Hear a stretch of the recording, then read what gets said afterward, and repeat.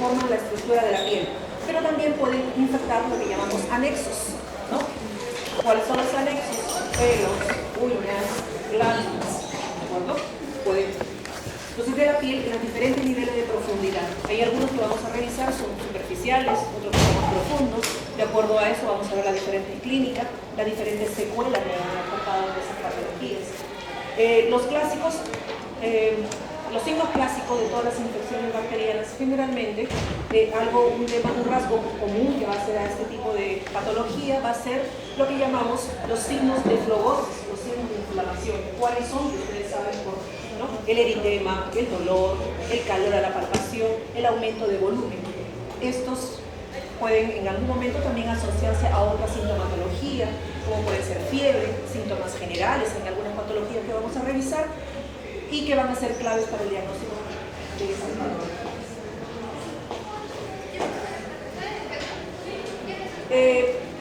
Además, las infecciones bacterianas, por su forma de presentación, además de los niveles que ya le hemos expuesto, van a ser también de acuerdo a la forma de presentación, ¿no? Van a denominarse, por tanto, primarias cuando esta infección se va a dar sobre una piel sana, ¿de acuerdo? Una piel sana me va a dar una infección bacteriana primaria. Secundarias cuando yo tengo, por ejemplo, una piel antes lesionada, por ejemplo, tengo un paciente con acarosis y que secundariamente se infeccionó, por ejemplo. O tengo una picadura de insecto, por ejemplo, que después el paciente le dio celulitis de forma secundaria. Esto lo llamamos secundario, ¿de acuerdo? Sobre una piel dañada. Y también tenemos infecciones bacterianas que pueden ser de origen sistémico. Por ejemplo, uno de los ejemplos es la endocarditis bacteriana, por ejemplo, que me van a enviar émbolos a través de la circulación sistémica hacia la piel, ¿de acuerdo? Este es un resumen, un cuadro resumen de estas formas de presentación. Las primarias, por ejemplo, una de las que vamos a revisar, la celulitis, los ectimas, la foliculitis, la forunculosis, los simpéticos. Secundarias, por ejemplo, tiene un nombre y el segundo, ¿no? Por ejemplo, un quiste infectado. Es una patología aparte, pero secundariamente se infectó. Úlceras infectadas, heridas infectadas, mordedura de insectos, de artrópodos o caninos infectados, secundarias. Y lo de terciaria, como le decía, las endocarditis, las leucemias, la fiebre tifoidea también puede dar émbolos a nivel hasta la piel. De acuerdo al tipo de infección, vamos a también tener en cuenta que estas patologías se caracterizan por la localización, como les decía. Algunas van a tener como punto de desarrollo la epidermis, otros son dermoepidérmicas, otros llegan al tejido celular subcutáneo y otros incluso llegan a músculos y vasos linfáticos, como por ejemplo las fasciitis necrotizantes, ¿no? Son infecciones bacterianas. Ectima. El ectima es una infección ulcerada, úlcera, lesión elemental, más invasivo, caracterizada primero y va a iniciar como una vesícula o una pústula que luego va a evolucionar a una úlcera, generalmente con una costra bien adherente, ¿no? A diferencia de una úlcera varicosa. Esta es una úlcera con la costra amarillenta, en silencio por favor, curso crónico y de curación lenta, y demora semanas en instalarse el cuadro. El agente etiológico, el estreptococo beta hemolítico del grupo A, también puede verse tanto al grupo hemolítico estreptococo, pero también puede tener asociación de dos patógenos, el estreptococo y el estafilococo aureus. Pueden coincidir los dos patógenos a la vez.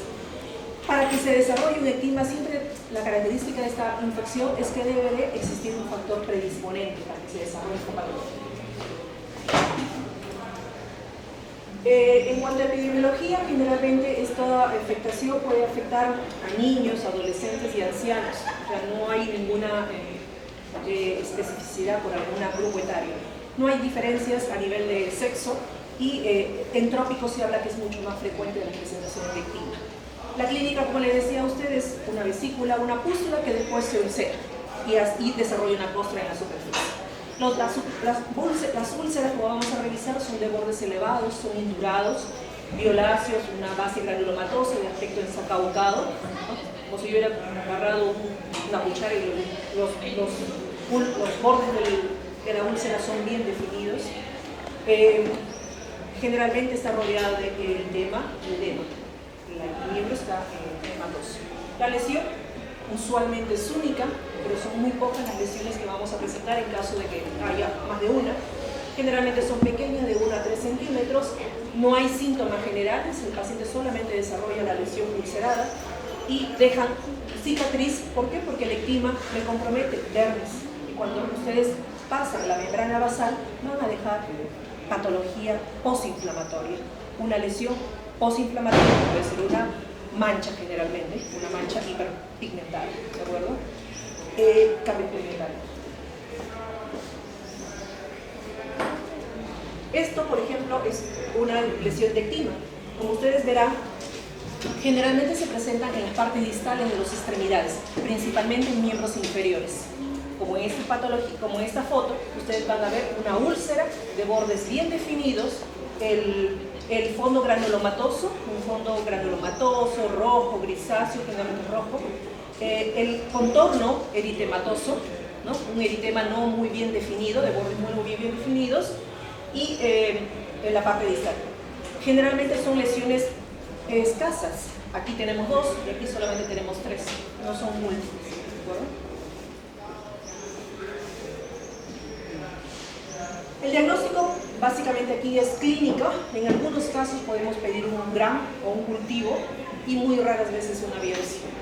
Por ejemplo, para hacer diagnóstico diferencial con varias úlceras que pueden presentarse también en el inferior, ¿no? Y dependiendo de una buena historia clínica. ¿Por qué? Porque uno de los diagnósticos diferenciales, por ejemplo, será úlceras varicosas, de acuerdo a la patología que yo tenga en las piernas. Puede ser, si viene de la región endémica de Leishmania, pues será leishmaniasis, ¿de acuerdo? Entonces son diagnósticos diferenciales que, de acuerdo a la historia clínica que me diga el paciente, pues podré hacer un diagnóstico diferencial y requeriré algún tipo de otro examen auxiliar, por ejemplo la biopsia. Si yo sospecho que eso sea una leishmania, por ejemplo, ¿no? O una úlcera por vasculitis, ¿no? Que también son parecidas. Pioderma gangrenoso. El tratamiento básicamente van a ser cuidados generales básicos de una herida, tópico, que vamos a hablar más adelante, en resumen, porque todas las patologías infecciosas-bacterianas casi tienen el mismo tratamiento, y sistémico con los antibióticos que vamos a exponerle más adelante. Impétigo. El impétigo es otra infección bacteriana que se desarrolla, ahora están viéndola muy frecuentemente, estamos soportando temperaturas altísimas, de climas cálidos y de niños, ¿de acuerdo? El impétigo o impétigo piodermitis o pioderma de Ruiz-Maldonado son sinónimos. Es una infección bacteriana cutánea superficial, solamente va a atacar al epidermis, muy contagiosa, y va a desarrollarse primero con la lesión elemental inicial, va a ser una vesícula o una ampolla que rápidamente se va a romper y me va a formar lo que llamamos resorción helicérica, que la vamos a ver más adelante. El agente bacteriano en el 80% de los casos se va a detectar al Staphylococcus aureus, ¿no? Pero tenemos 2 formas de impétigo, una que es la no ampollar o no bulosa y la otra es la ampollar. El impétigo no ampollar es lo más frecuente de ver. El impétigo no ampollar se da generalmente en niños, más del 80% de esta forma clínica. El mixto generalmente se da en el 12%, quiere decir que primero empieza como un impétigo aparentemente no ampollar y puede ir desencadenando la otra forma que es la ampollar. El impétigo ampollar, este tiene una particularidad en el cual no solamente se va a detectar al Staphylococcus aureus como un factor etiológico de esta patología, sino puedo desarrollar ciertos Staphylococcus aureus, por ejemplo el FAO grupo 2 o el metilizino resistente, hasta en un 20% de los casos en los ampollares. En el impético en general hay un 50% de Staphylococcus aureus metilizino resistente adquiridos en la comunidad. Entonces tener ese aspecto en cuenta cuando tengamos que decidir tratamientos antibióticos el cual elegir.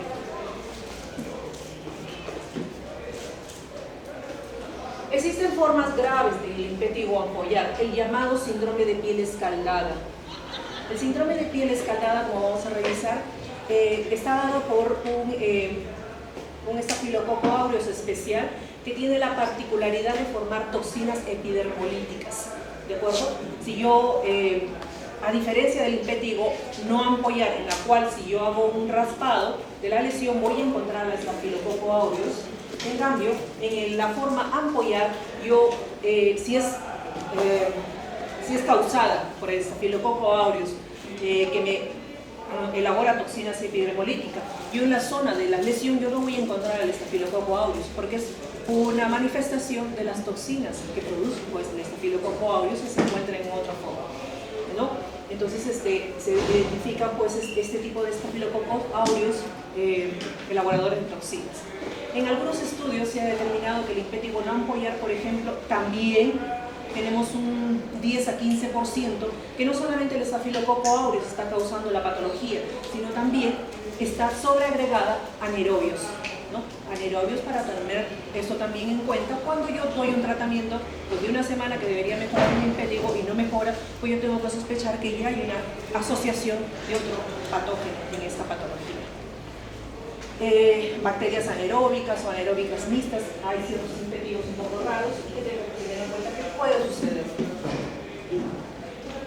La epidemiología, como le decía, es una patología de niños, ¿no? Ahorita niños preescolares, niños de casa o niños escolares que van a los colegios, por eso queda muy frecuente en esta época. Generalmente existe una ligera predominancia por los varones a las mujeres. Los factores predisponentes para esta patología, y que bueno, lo tenemos en nuestras comunidades, tiene que ver mucho con el saneamiento básico de nuestra comunidad, porque ustedes verán que los factores predisponentes para esta patología es higiene deficiente, hacinamiento, un montón de personas viviendo en una casa, bajo nivel socioeconómico porque no tenemos la parte educativa para lavar las manos, que es una de las condiciones básicas para todo tipo de infecciones, inclusive para el coronavirus que se nos viene. Las puertas de entrada, también tenemos que ver en esta patología, las puertas de entrada como traumatismos, maceraciones, estado de inmunosupresión. Acuérdense que el estado principal de nuestra población en inmunodepresión, ¿cuál es? Malnutrición. Entonces, eso es un factor. Por eso todos nuestros niños, muchos vienen infectados por esta patología. Y esta patología es muy importante que ustedes lo aprendan. ¿Por qué? Porque solamente basta ser médico general para poder dar los tratamientos adecuados. No requiere para poder dar tanto el tratamiento como la parte educativa de estos pacientes. Dermatosis previas pruriginosas, cuando hablamos ya de impétigo secundario, ¿no? Tengo un niño que se rascó, que se lastimó, o que tuvo una carosis y secundariamente hizo el impétigo. Altamente contagiosa, se contacta de persona a persona, niños que están juntos, jardín de la infancia, ¿no? Albergues, guarderías, qué sé yo, donde los niñitos o los pequeñitos de la casa, entre ellos se contagian. O también pueden ser afomites, por ejemplo, la toallita que utiliza el hermanito, el sobrinito, puede también ser fuente de contagio. Y, como le decía a ustedes, primavera y verano, actualmente impético estamos disparando cualquier cantidad, recibiendo muchos pacientes por tanto calor que está haciendo. ¿De acuerdo? Climas cálidos y húmedos. Hay una patología importante que vamos a revisar tal vez rapidito, que es el impétigo ampollar, que es bastante frecuente epidemiológicamente en neonatos, ¿no? El síndrome de piel escalada es muy frecuente en niños mucho más pequeños. Entonces, variedades. El impétigo, como antes estuvimos ya casi revisando, tiene variedades. Casi el 80%, como les dije, el impétigo contagioso no ampollar. Llamado también vulgar, llamado monstruoso, llamado también clásico de Lurie Fox, ¿no? Es la principal forma clínica.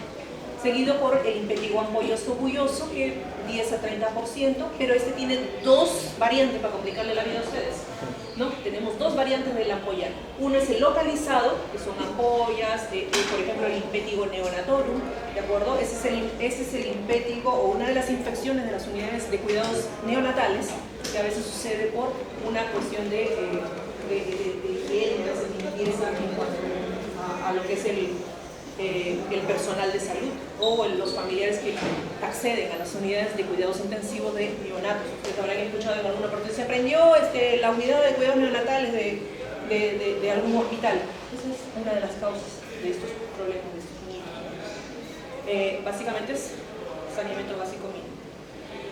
Entonces el impetigo ampollar localizado, dentro de los cuales es importante es el impetigo desarrollado en neonatos, pero también tenemos un impetigo ampollar que también es generalizado, el llamado síndrome de Ritter o Rittershire. Y, como le digo, estos son los impetigos primarios, pero también pueden darse estas variantes cuando tenemos un impetigo secundario, o sea, un impetigo sobre una piel enferma de otra patología, ¿no? Y las diferentes variedades que les he mencionado. El impetigo ampollar, que es la que vamos a ver más frecuentemente, son lesiones indoloras, pruriginosas, por eso es que alta contagiosidad de estas lesiones. No hay mucho eritema, como vamos a ver en las otras patologías bacterianas. Hay ausencia de, el niño está jugando, pero está llenecito de costra, como lo vamos a ver. Linfadenopatía regional, en el 90% de los casos. En algunos podemos ver leucocitosis, pero no es un marcador que se puede dar en todos los niños. Tenemos, como vamos a ver, primero una mácula, luego una vesícula, se transforma en una pústula y luego me da la formación de costra mielicérica, como vamos a ver en esta foto. Por ejemplo, el impetigo ampollar, ustedes verán que ya, bueno, acá pasó la vesícula, ya pasó la pústula, simplemente me quedan las costras. Ustedes verán unas costras amarillentas. Esa es la localización más frecuente de nuestros niños, perioral o perinasal, ¿de acuerdo?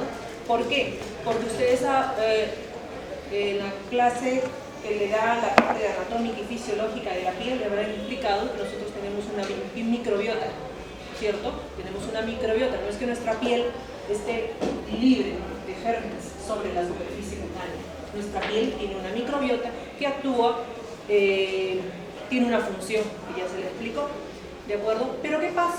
Que tenemos ciertos microorganismos que actúan como no patógenos sobre la superficie cutánea, pero puede suceder que tengamos colonización de patógenos como el estafilococo aureus, que no es un colonizador normal de la microbiota de la piel, sino que puede suceder. Por ejemplo, tenemos en el 20% de los chicos atópicos, por ejemplo, los chicos atópicos tienen estafilococo aureus, los metilresistentes positivos, dentro de las narinas del niño, ¿de acuerdo? Entonces, dentro de las fosas nasales de los niños, como un portador asintomático, ¿de acuerdo? Entonces la historia generalmente de estos niños es, ¿sabe qué? Mi niñito estaba con resfriado, tuvo con moquitos, tuvo con rinorrea, y de pronto me salieron las costras, ¿de acuerdo? ¿Por qué? Porque me empezaron a movilizar el estafilococo que tenían dentro de las narinas y empezaron a colonizar el resto de la piel, ¿de acuerdo? Y como tengo una piel pues escoriada, paludosa, el calor hace que la piel sea recontrapermeable, por eso que me permite el paso de ciertos patógenos, o me rasco, el niño se rasca, entonces logro colonizar de esta manera. Tengo la que llamamos costras mielicéricas. Las costras mielicéricas se llaman por la forma del aspecto de miel, ¿de acuerdo? No sé si ustedes han comido de miel y después quedan todos pegajosos y qué sé yo. Es por ese aspecto, se llama costra mielicérica por ese aspecto de miel, como tuviera miel pegajosa ahí, ¿no? Desprenden ustedes eso y queda una piel rojita debajo de eso. Entonces, lo más frecuente, periorificial, perinasal, peribucal. En algunos casos, axilas, pliegues, miembros, pero lo más frecuente es periorificial. Lesiones satélites, ¿no? Ustedes van a ver un paciente con esto y tienen en la carita, en la frentecita, lesiones satélites. ¿Por qué? Porque esto pica y el niño está manipulándose el resto del cuerpo. Curan sin cicatriz por ser una lesión superficial.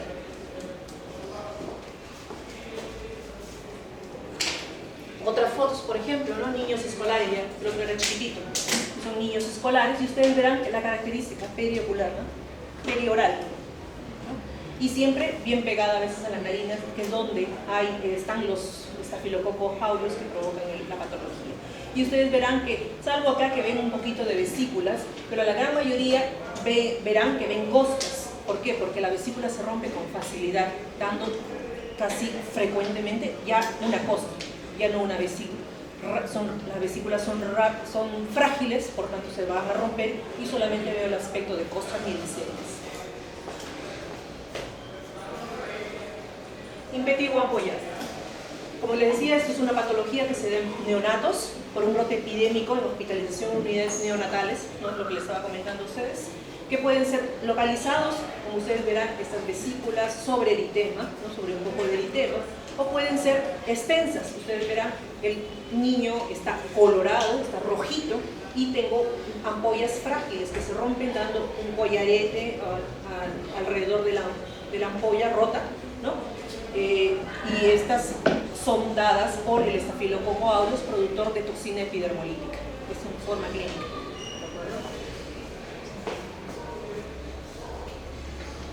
Igual, impétigo secundario. Impétigo ampollar, un poquito más, se da generalmente, a diferencia del otro que era pedio orificial. Este es más de localización de tronco y extremidades. Pueden ser segmentarias, localizadas, o pueden ser diseminadas.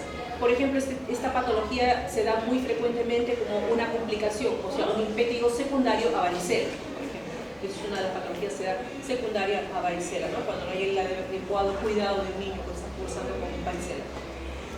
Existe aquí, pues, la exotoxina que produce el Staphylococcus aureus. Lo que va a producir es una separación a nivel del epidermis. Ustedes saben que el epidermis tiene un montón de capas.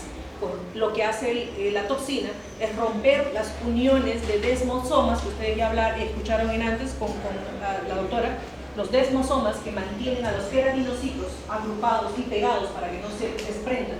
Pues la toxina rompe esos desmosomas, por tanto forma las vesículas y las ampollas.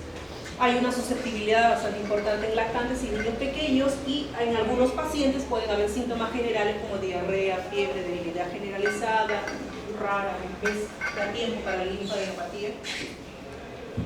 Existe una variedad, yo le dije ayer, un impétigo ampollar generalizado, es el llamado síndrome de von Ritter-Scheidt o pénfigo neonatal.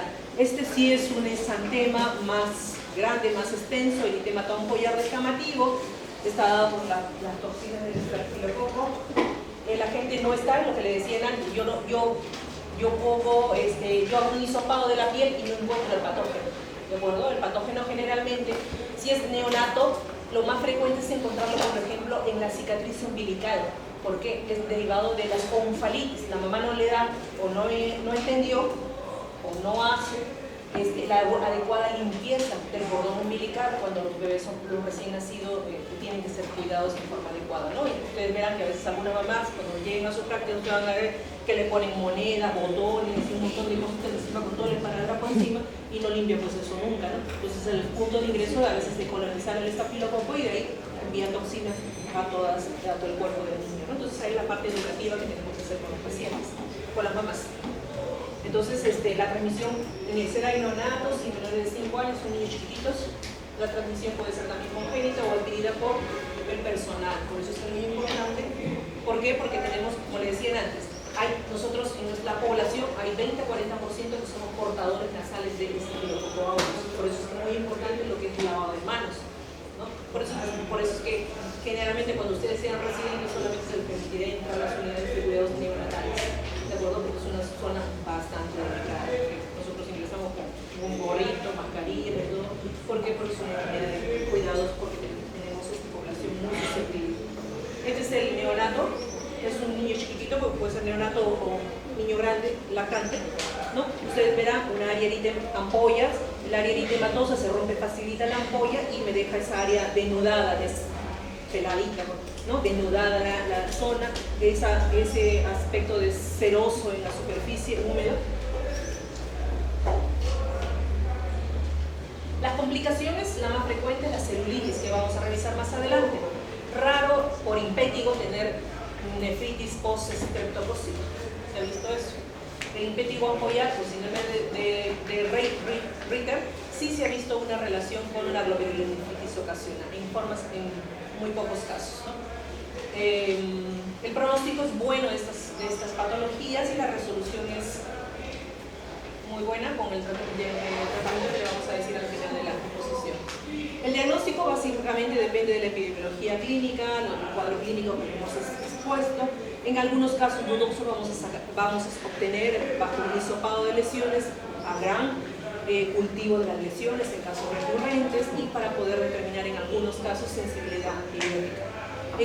Si hacemos una histopatología, que no lo hacemos, solamente para diferenciar, por ejemplo, tengo un neonato que aparentemente no es un síndrome de piel escaldada ni un linfético ampollar, y por ejemplo yo quiero sospechar, por X motivo, por ejemplo, una epidermolisis ampollar, porque es una enfermedad congénita y también me forma ampollas, pues claro, sin menos eritema que eso. Entonces yo tendré que hacer una biopsia, que eso muy raras veces. Si hago una buena historia clínica, tengo que ver si requiere. Si lo hiciera, lo que voy a ver en la epidermis son vesículas subcorneales, debajo de la córnea se está formando la vesícula, o en la granulosa, y en un infiltrado de polimorfo nuclear o mixto en la dermis, ya que es una patología bacteriana, ¿no? Y en el síndrome de piel escaldada yo voy a ver la ampolla, también intraepidérmica, pero no voy a ver infiltrado inflamatorio, ¿no? En las ampollas. El diagnóstico diferencial para el linfático ampolloso será por quemadura, flúrigo, ampolla por sífilis, todavía tenemos sífilis congénita jóvenes. Tratamiento, ustedes van a ver que son medidas generales, higiene, nutrición del niño, tratamiento tópico que le vamos a comentar más adelante, y tratamiento sistémico. La celulitis. La celulitis es una infección aguda. Aquí ya estamos hablando de lesiones más profundas. Esta va hasta el sistema, hasta el tejido subcutáneo, o sea, a la hipodermis, ¿no? Ustedes saben que hay epidermis, dermis, hipodermis. Este llega hasta la hipodermis. Es una enfermedad infecciosa bacteriana que llega un poco más profundo. Es un poco más profundo que la erisipela, que es la que vamos a revisar más adelante, y esta es causada también por el estafilococo piógenes o el estafilococo aureus, I.O. Caracterizada por los signos de flogosis que le mencioné a ustedes: eritema, dolor, calor y tumefacción, ¿no? La característica de esta, como vamos a ver, de la celulitis versus erisipela, que casi tienen la misma semiología, es que los bordes hasta donde llega la celulitis, que lo vamos a ver, no pueden ser bien definidos. No puedo decir, ¿sabe qué? Hasta aquí me da celulitis. No puedo decir. A diferencia de erisipela, que sí, el borde es bien definido, ¿de acuerdo? De la zona que está comprometida. Aquí los bordes son mal definidos. Existe una forma clínica que no es causada por el estafilococo, que lo puede dar el Haemophilus influenza. Generalmente, como vamos a revisar más adelante, generalmente se dan en niños y se dan generalmente en cara, a diferencia de la celulitis que se da en miembros inferiores, como vamos a revisar más adelante. Existen celulitis que también lo pueden dar, que son cosas más raras, por mordedura de perro, pero ya incluyendo a otro patógeno como es la Pasteurella multocida o el epidermidis, por ejemplo, que se da muy frecuentemente la celulitis en pacientes con inmunodeficiencia, como son los pacientes con HIV y los trasplantados, que bueno, ya son patógenos no frecuentes. La celulitis no tiene diferencia por sexo ni edad. Como les decía a ustedes, la celulitis clásica, la mayoría de los casos de celulitis se dan en miembros inferiores en más del 80% de los casos. En otra zona es la cara, que generalmente lo va a dar el Haemophilus influenza. Usualmente se va a asociar casi frecuentemente la celulitis no parte de nódulo. Generalmente la celulitis se da sobre una piel que ha sido lastimada, ¿de acuerdo? Siempre presenta una asociación de lesiones previas. La clínica, como le decían antes, los signos de flogosis, los bordes no precisos, se va a asociar con adenopatías y síntomas sistémicos. Son pacientes que tienen un poco de febrícula, tienen un poco de malestar general. Por ejemplo, son las dos localizaciones frecuentes de la celulitis: cara, niños, y miembros inferiores adultos. Ustedes van a ver que tienen un signo importante. ¿Por qué? Porque la celulitis es una de las patologías que ustedes van a ver frecuentemente con infecciones bacterianas del linfético, de todas estas que vamos a revisar. ¿Por qué? Porque a veces me vienen médico general, celulitis, doctora. Tenemos que diferenciar, porque a veces no podemos confundir cualquier edema de miembros inferiores. Si es unilateral, puedo empezar a preocupar. A veces vienen dos miembros inferiores edematosos, y ustedes saben, si dos miembros inferiores y no tengo signo de flogosis, yo tengo que hacer diagnóstico diferencial de patología cardíaca, patología renal, patología por varices, ¿de acuerdo? Entonces, pero si yo veo unilateral y veo signos de flogosis, rubor, calor, está tumefacta, brillante, por lo que está tumefacta la piel, le duele al paciente y como ustedes verán, como yo les dije, el borde no es bien delimitado. Yo no puedo decir hasta acá me llega la celulitis, no puedo. ¿De acuerdo? Eso es lo que llamamos borde no bien delimitado. Como ustedes vamos a ver en la otra patología, ahí sí los bordes son bien delimitados. Aquí no se puede. La celulitis generalmente es como que yo le digo a mis alumnos de pregrado, a los que se les quede grabado, como yo le hubiera pegado un brochazo de rojo a mi paciente, ¿de acuerdo? Entonces, todo el miembro tiene que estar rojo, todo el contorno tiene que estar rojo. No es que la celulitis está para adelante pero no está para atrás, ¿de acuerdo? Si no es completa todo el miembro, yo tengo que ponerme a pensar en otra cosa, tal vez es una paniculitis, un eritema nodoso, por ahí tengo que buscar los nódulos, qué sé yo, ¿de acuerdo? O es una trombosis venosa por varices de miembros inferiores. Entonces yo aquí en celulitis veo todo el contorno de la pierna roja y con signos de inflamación, todo el contorno, ¿de acuerdo? Toda la pierna está, ¿de acuerdo? Tercio distal, o ya los 2 tercios distales, ¿no? Tengo que ver que es rojo.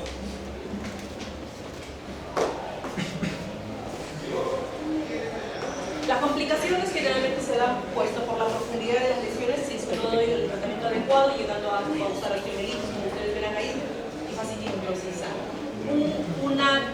Una mención aparte para la celulitis de cara, que se dan por hemófilos influences en población infantil. Como ustedes verán, generalmente es preescolares.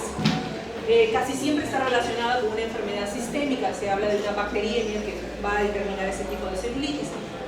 Va a ser una celulitis facial, periorbitaria u orbitaria, ¿no? Y tenemos que tener en cuenta, porque ustedes sabrán que como es una patología que llega al tejido celular subcutáneo, ¿y qué se encuentra en el tejido celular subcutáneo?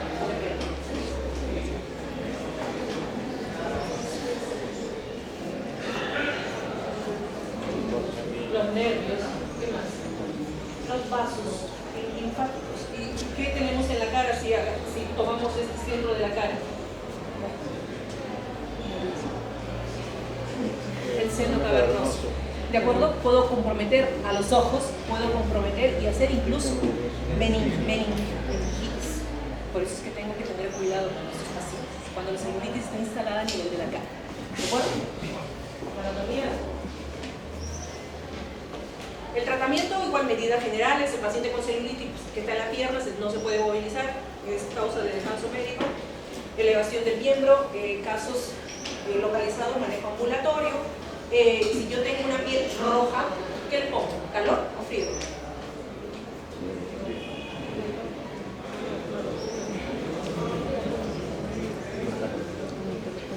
Frío, ¿cierto? No, y digo, ¿por qué? Porque a veces uno, ¿pero quién te dijo? Viene la celulitis peor que no. Es que me dijeron que me eches en la frotación. La pierna roja, frío, hielo. ¿De acuerdo? Hielo. ¿De acuerdo? Frío. Tratamiento sistémico. Erisipela. La erisipela también es una enfermedad bacteriana aguda de la dermis, también profunda, y también la parte superior de la hipodermis. Caracterizada también casi similar como la otra, una zona eritematosa, edematosa, pero ahí sí, bien delimitada, ¿de acuerdo? Y acompañada generalmente es así de síntomas generales. La celulitis puede estar así, a veces con síntomas sí generales, a veces no. El agente, estreptococo beta hemolítico del grupo A, ocasionalmente el aureus.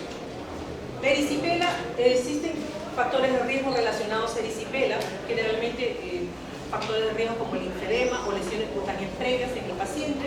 Otros factores, erisipela es relativamente frecuente en la diabetes, así que los endocrinólogos siempre trabajan con nosotros, diabetes, los alcohólicos, problemas nefróticos, y ahora pues ya tenemos muchos años con las infecciones por VIH. Más común se la dice en mujeres, en niños pequeños o adultos mayores, las poblaciones susceptibles, ¿no? Mujeres, niños pequeñitos y ancianos, los dos extremos. El 85% puede darse en las piernas y el 20% en la cara. Esto, ¿no? Clínicamente el paciente ingresa con síntomas generales, fiebre, malestar general, a diferencia de la celulitis no necesariamente puede suceder. Hay un escozor, un enrojecimiento bien delimitado de la piel. Aquí sí se puede establecer bien el límite hasta acá. Aquí no hay erisipela. Hasta aquí es la erisipela. Así. Hay signo de flogosos en la zona, generalmente unilateral y asimétrico, ¿no? Y el diagnóstico puramente clínico. Tengo otras formas de celulitis, tengo pacientes nuestros, ¿no? Áreas, mitad de la cara, bordes bien delimitados. Delimitamos acá. Aquí está sana la piel, bien delimitadita. Sana la piel, bien delimitado, edema, brillo, ¿no?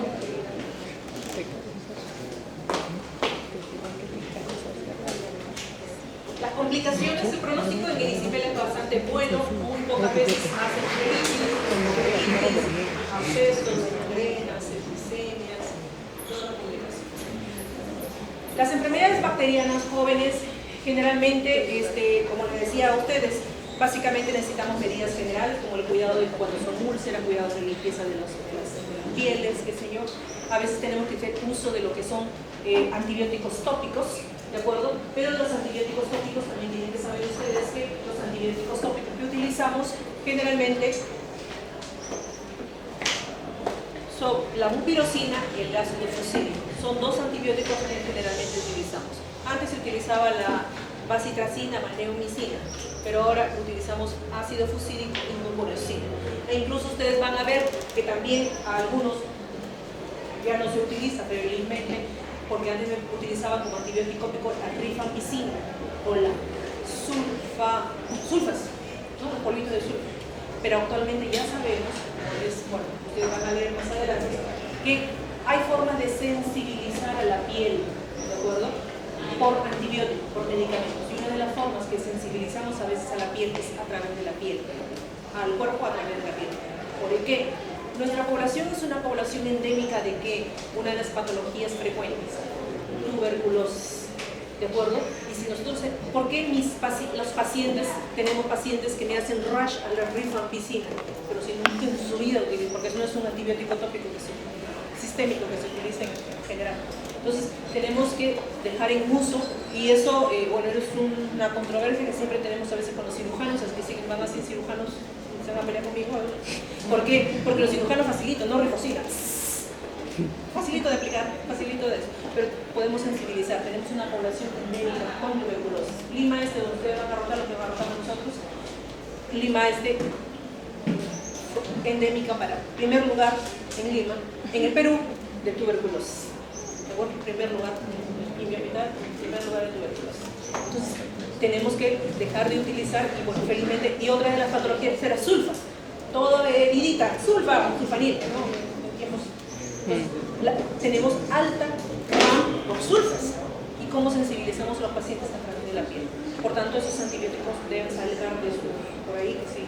Por eso que utilizamos ácido fucídico y mupirocina, porque son fármacos que nunca vamos a utilizar por vía sistémica y son muy buenos como antimicrobianos. ¿De acuerdo? En sistémicos le vamos a revisar también en la cabeza las penicilinas y derivados de penicilina. Despierten los compañeros. Como antibióticos, ustedes tienen una amplia gama para poder trabajar con esas patologías. ¿De acuerdo? Cuando tengan que elegir algún tipo de medicamento sistémico, ¿no? Generalmente son los derivados de la penicilina, cefalosporinas. Si son alérgicos, tenemos a las claritromicina, eritromicina, muchas molestias gástricas en algunos pacientes. Luego tenemos las derivados de las quinolonas, y bueno, ya son cosas mucho más arriba, que es la vancomicina, el paciente, pero traten de no saltarse las primeras líneas. Eritrasma. El eritrasma es también una infección bacteriana superficial que va a comprometer la capa córnea, ¿de acuerdo? Lesión superficial. ¿Qué se va a caracterizar? Se va a caracterizar por producir unas manchas rojas, rojizas, bien definidas, pero irregulares, como vamos a revisar, generalmente cubiertas con una fina escamita sobre la superficie, ¿no? Manchas rojizas, irregulares, de mediano a regular tamaño, son escamas en la superficie. Y que se van a dar generalmente en grandes áreas intertriginoses, pliegues, ¿de acuerdo? Pliegues. o en zonas que haya fisuración o maceración, ¿no? La piel macerada, escaldada, la piel macerada de pliegues interdigitales, que es la otra zona que se puede dar. Es una evolución crónica, sin tendencia a remisión y es asintomática, no le duele, no le pica, no le nada, a diferencia de los otros. El agente etiológico es el Corynebacterium minutissimum, que es una bacteria filamentosa y que ustedes lo han escuchado cuando hablaron de microbiota. O sea, nosotros tenemos un Corynebacterium en nuestra microbiota, ¿de acuerdo? Es un Corynebacterium que tiene los medios apropiados, el ambiente apropiado en el paciente para desarrollar esta patología, ¿de acuerdo? No es que me contagie de algo, usualmente. ¿Qué característica tiene esta bacteria? Es una residencia habitual de la microbiota y me va a producir una coproporfirina, dando por tanto esa coloración rojiza que se puede captar en diagnósticos. La epidemiología es muy cosmopolita, poco contagiosa, frecuente en climas cálidos, necesita calor, maceración, húmedo, tropical, que la piel esté permeable, haya roto esa permeabilidad. Factores coayudantes, como le decía, humedad, calor, oclusión, o sea, este clima. Obesidad, como ustedes ven, los obesos tienen más pliegues, ¿no?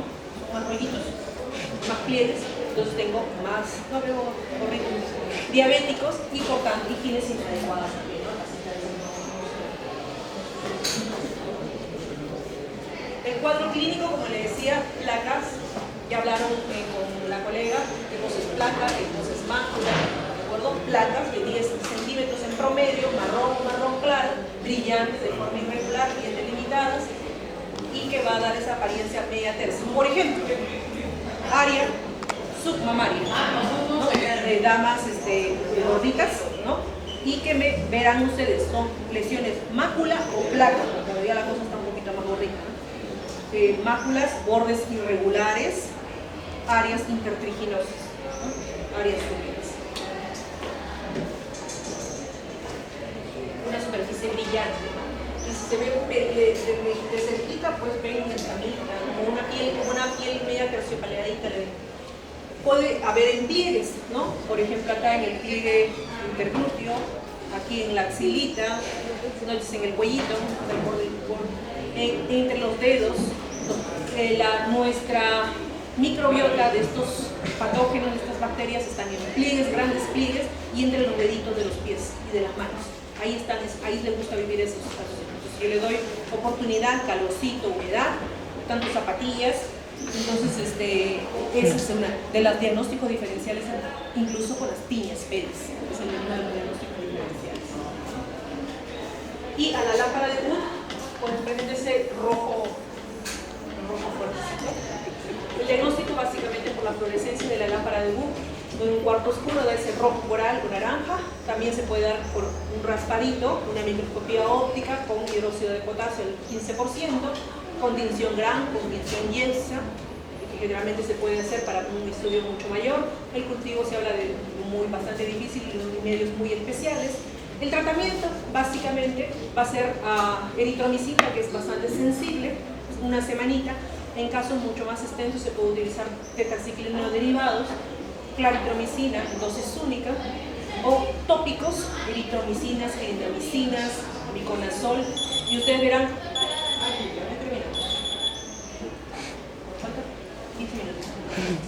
En tópico, ustedes verán, pero doctora, ahí dice antimicóticos, sí, el bifonazol, y tienen función antifúngica, pero son muy buenos para ese tipo de patología, pese a que esto es una bacteria y no es un honguito, pero les va muy bien con los imidazoles, son todo el grupo de antimicóticos que son del grupo imidazol, ¿no? Como el miconazol, el bifonazol, jabones antibacterianos para poder eliminar, bajar la cantidad, las colonias de esta bacteria que es parte de nuestra microbiota. La foliculitis. La foliculitis es una inflamación, una infección del folículo pilosebáceo. Como ustedes revisaron con la colega, pues ustedes vieron que la gran mayoría de nuestros pelos están dentro de lo que llamamos aparato pilosebáceo, ¿no? Hay algunos pelos que no tienen esa conformación, ¿no? Pero la gran mayoría de la superficie corporal está dada por un aparato pilosebáceo, el pelo pegado a la glándula sebácea, ¿no? Teniendo el mismo conducto en algunos sitios. se da entonces la inflamación bacteriana a nivel del folículo pilosebáceo. ¿Y cuál es lo que va a dar a la característica? Una pústula con el pelo central, como vamos a ver, causada por Staphylococcus aureus. A veces, en algunos casos, se ha diagnosticado con foliculitis por Candida albicans, Malassezia spp, Pseudomonas aeruginosa y otras bacterias. La evolución puede ser aguda, subaguda o crónica. Existen dos formas clínicas. Una es la foliculitis superficial y otra es la foliculitis profunda. Acuérdense la estructura del pelo, raíz, istmo, todo lo que, ¿no? Y hasta el ostium folicular, que es por donde sale el pelito. ¿De acuerdo? Entonces, superficial cuando está desde el músculo que tiene el pelo para arriba, y profunda cuando está para abajo. ¿De acuerdo? Entonces, superficial me va a involucrar el infundíbulo y el ostium folicular, ¿no? La estructura del pelo, anatomía, va a estar dividida en 3 porciones. Y la foliculitis profunda cuando me compromete el istmo, el tallo y el bulbo, ¿no? Por tanto, esta sí me va a dejar alopecia cicatricial, la otra no. La foliculitis superficial, que es la que nos va a atañir a nosotras, ahora se llama también impétigo de Brocard. Como les decía a ustedes, se va a dar semiológicamente por una pústula pequeñita, en el medio sale el pelito. Así vamos a ver los síntomas, ¿no? Por Staphylococcus aureus puede tener varias evoluciones, aguda, crónica, recurrente. No es tan frecuente, felizmente, y se da generalmente en adultos jóvenes. Generalmente se puede dar como una complicación de otra dermatitis pruriginosa, por ejemplo, como le decían antes, escabiosis, eczemas, psoriasis prurigo, sobre arañazos, picaduras u otras agresiones. Generalmente se da en zonas donde hay mucha pilosidad. En los caballeros, pues generalmente en la zona naso-mandibular, no en la zona de la barba. En los pacientes caballeros también, pues en los muslos, son caballeros muy pilosos, ¿no? Muy delgaditos. Entonces tienen esa particularidad. Después de diagnósticos oclusivos con corticoides potentes o pomada de alquitrán. Por eso es que nosotros tenemos que saber también, cuando nosotros, uno de los medicamentos que utilizamos mucho en dermatología, y aparte del libre albedrío, son los corticoides y los antimicóticos, y los corticoides más que los antimicóticos. ¿De acuerdo? Acuérdense que los corticoides tienen muchos efectos secundarios, los tópicos y los sistémicos. Los sistémicos ya lo conocen ustedes, los tópicos también los tienen. Y una de estas es causar oclusión, porque si yo le pongo un betametasona y encima le pongo mi curita, ¿no? Puedo causar estos problemas, ¿no? Por oclusión del folículo piloso. ¿Por qué? Porque otra cosa que les deben haber explicado, y si no se me van a sus textos, ustedes van a ver que otra de los sitios donde se esconde el estafilococo es en la salida de los pelitos, ahí también. Fosas nasales y en la salida de los pelitos, o sea, en la parte superficial del pelo. Entonces, si yo pongo oclusión, voy a incubar al estafilococo aureus. Factores de predisponente, entonces, son maceración. Y esto es lo que veo clínicamente. En los niños, generalmente en el cuero cabelludo, en los adultos, como les decía a ustedes, en la cara, generalmente en la región de la barba, en las extremidades, generalmente en las regiones inferiores, las nalgas, tórax, áreas pilosas, ¿no? Generalmente más en caballeros, ¿no? Y ustedes van a ver la pústula y sale el pelito, ¿no? Porque está alrededor del pelito, alrededor del pelito, las pústulas, y que en el centro tienen un pelo emergente, ¿no? Entonces, se puede confirmar, el diagnóstico puramente clínico se puede confirmar con un grafo o con un cultivo. El diagnóstico diferencial, pues ustedes verán, pústulas también tienen el acné, pústulas también tienen los foliculitis por gram negativos y pseudomonas, y las micóticas también, por eso es que a veces hay que diferenciarlas. Foliculitis viral, generalmente los moluscos, pero bueno, hay una característica bastante especial el molusco y el herpes simple por esa fase. Ustedes saben que el herpes generalmente no provoca vesículas, que pústulas. Y la dermodisidosis, que es una lesión parecida a la rosácea. El tratamiento generalmente es suprimir la causa, oclusión, corticoides, cosas que le estuvieron poniendo al paciente, evitar la maceración y la oclusión, curar las dermatosis existentes, limpieza adecuada de la piel y, como le decía, tratamiento tópico, lavado y limpieza con antisépticos, antibióticos tópicos que ya hablamos a nosotros, mupirocina, ácido fucídico, y tratamiento sistémico, los antibióticos antiestafilocócicos. Forunculosis. La forunculosis es algo parecido parecido a la foliculitis. ¿Por qué? Porque también se va a desarrollar, es una patología infecciosa bacteriana que también se va a desarrollar en el folículo piloso.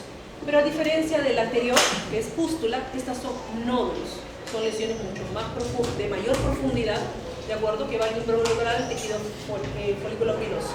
Van a formar pequeños abscesos que van hacia la dermis, van a ir extendiéndose en la dermis. La foliculosis crónica, por ejemplo, es una de las formas clínicas, es definida cuando estas forunculosis se desarrollan 4 o más veces por año, ¿no? El agente también es el Staphylococcus aureus y su variante, hay una variante, la metiloresistente, que en algunos casos se ve comprometida en esta patología. Es un comensal, como les decían antes a ustedes, Staphylococcus aureus en el 20% de la población sana, aparecen como portadores, ¿no? Y en el 60% se da de una forma intermitente. Factores de riesgo para una forunculosis, generalmente contacto con personas infectadas, con el familiar o personal de salud, pues que no tenga las condiciones de limpieza y que pueda pues diseminar esta enfermedad. El hacinamiento, pobre higiene, diabéticos, los diabéticos tienen, aparte de ser a veces subido de peso, a veces el problema de los diabéticos es que tienen una mala inmunidad humoral, que es lo que hace que la piel se defienda, o el uso de antibióticos previos para poder de alguna manera pues, haber dañado nuestra microbiota. El cuadro clínico se va a iniciar con un nódulo, folículo, rojizo, sensible, con los signos inflamatorios, que va a aumentar de tamaño, se va a tomar doloroso y fluctuante. Después de varios días vamos a notar ya el absceso, que es la colección purulenta, ¿no? Y más tarde se va a romper y va a salir la secreción purulenta y necrótica. El diagnóstico básicamente va a ser por cultivo de la secreción o por una biopsia y pues como examen tendré un hemograma con leucocitosis, ¿no? Entonces la forunculosis, por tanto, son lesiones nodulares, ¿no?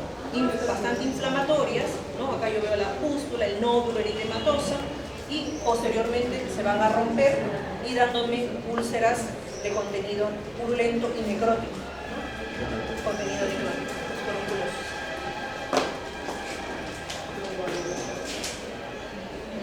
El tratamiento básicamente va a ser tanto tratamiento antibacteriano, pero también va a ser un drenaje, ¿no? Porque mientras no drenemos el absceso, pues no podemos tampoco controlar la enfermedad. Y aquí me hablan de una triada terapéutica. ¿Por qué? Porque la forunculosis tiende a hacer este cuadro recurrente. Entonces, aquí hay que hacer una triada terapéutica con el uso de antibióticos, prácticamente para la patología, puede ser clindamicina, sulfamethoxazol y doxiciclina por 7 días. La decolonización del Staphylococcus aureus, que le dije que hay que limpiar las zonas que salen de portadores, por tanto tengo que hacer una limpieza con clorhexidina de carinas, ¿no?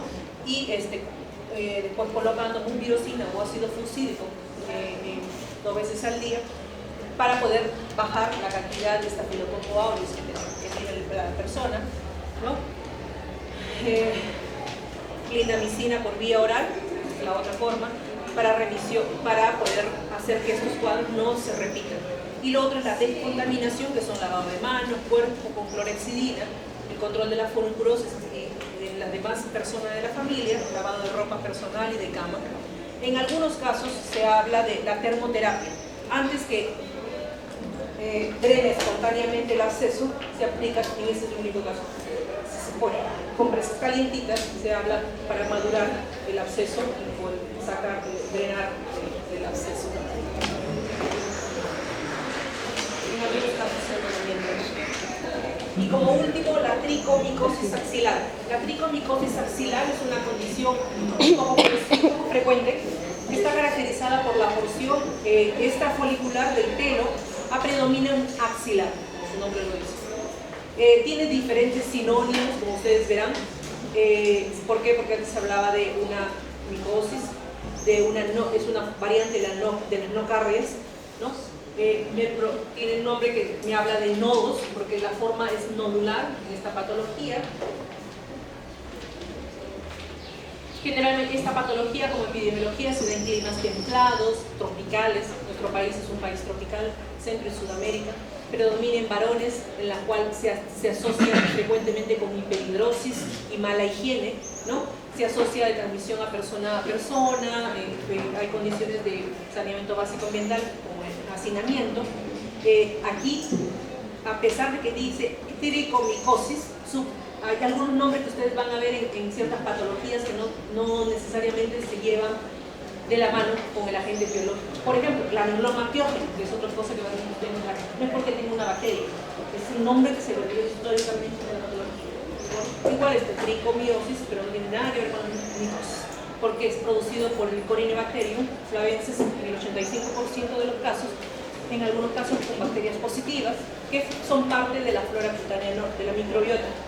Y se han aislado diferentes difteroides en los nódulos o concreciones. Van a ver cómo forman, algunos que forman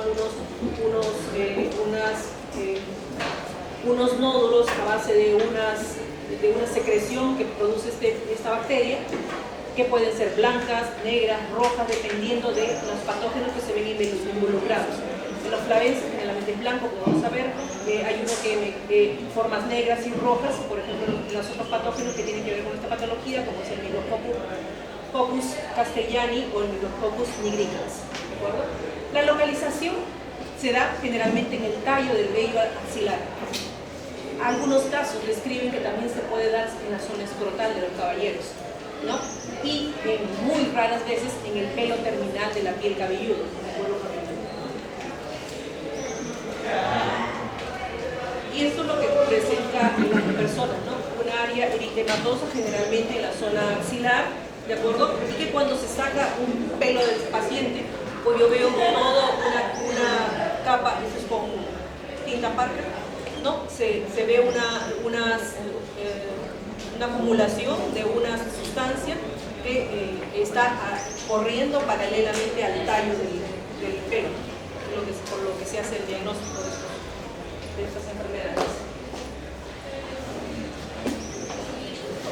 El cuadro clínico es asintomático, pero puede combinarse con la transpiración, con los productos bacterianos. Ustedes saben que el sudor es incoloro, no tiene olor, no tiene color, no tiene, ¿no? Solamente por factores metabólicos de la microbiota a veces pueden adquirir los diferentes olores, ¿no? Pero acá esta tricomicosis axilar se caracteriza, por ejemplo, con esas manchas de la ropa, ¿no? Ustedes verán que a veces no es por el desodorante, sino que a veces las personas se ponen su ropa y después resulta la ropa manchada de blanco o amarillo. Esa es la tricomiosis axilar, ¿de acuerdo? No es el desodorante. Y da el mal olor, ¿no? Hay pacientes que vienen con mal olor y cuando le ven la ropa, pues la ropa está manchada, amarillo, y que no sale, ¿no? Por la secreción que produce ese tipo de bacterias. Los pequeños nódulos palpables son de color variable, como le decía, de amarillo, blanquecino, que es la forma flava, rojiza la rubra, o negro la nigra, sin romper el pelo. A lo largo del pelo se desarrolla esta bacteria. Es crónica, recidivante y el reporte de actividad también polimicrobiana. El diagnóstico básicamente también es por lámpara de luz, con fluorescencia blanca amarillenta o por un KOH. Entonces sacan un pelo, hacen el KOH, un gram y un cultivo que tiene medios muy complicados. El tratamiento básicamente aquí para esos pacientes es el rasurado o depilación del área afectada, depilación por diferentes tipos de medios, pasando por la cera hasta por el láser. Higiene con jabones antisépticos, ácidos benzoicos, uso de antitranspirante, porque mientras mantengamos ese sudor como un medio de cultivo para ese tipo de bacterias, pues vamos a continuar con el efecto de esta patología. Antibióticos tópicos como eritromicina, clindamicina, antifúngicos, imidazólicos, vamos bien con estos. Y esto eran los temas que me encargaron para ustedes.